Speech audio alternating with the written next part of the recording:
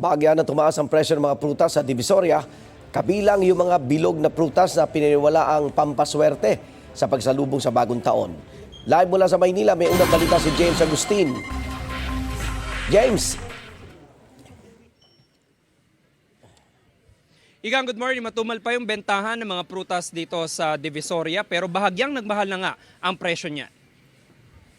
12 bilog na prutas sa pinaniniwalaan ng marami na kabilang sa mga pampaswerte sa pagsalubong sa bagong taon. Ngayon pa lang bahagyang nagmahal na ang presyo niyan sa hilera ng mga tindahan sa Divisoria. 3 for 100 pesos ang Fuji Apple, Sagada Seedless Orange, Persimmon at Peras. 4 for 100 pesos naman ang Pongkan at Lemon. Mabibili naman sa 250 pesos per kilo ang seedless red grapes, habang 300 pesos per kilo ang seedless green grapes. Meron ding longga na 200 pesos per kilo, cherry na 350 pesos ang 1/4 kilo, kiwi na 40 pesos ang kada piraso, at kiat-kiat na 100 pesos per pack.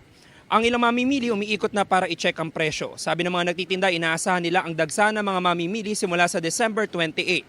Masataas pa raw ang presyo ng mga prutas sa susunod na linggo.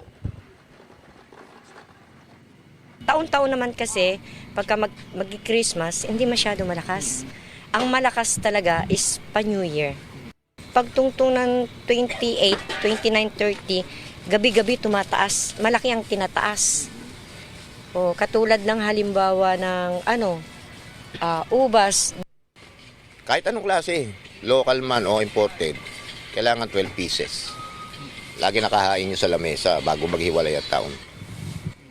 Pinapalata namin, ang paniniwala namin na swerte.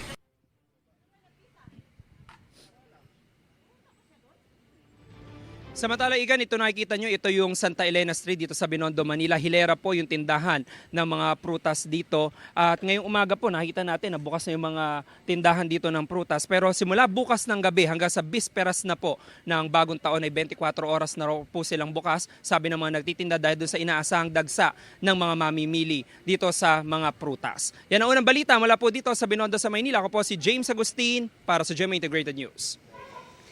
Igan, mauna ka sa mga balita, mag-subscribe na sa GMA Integrated News sa YouTube para sa iba't ibang ulat sa ating bansa.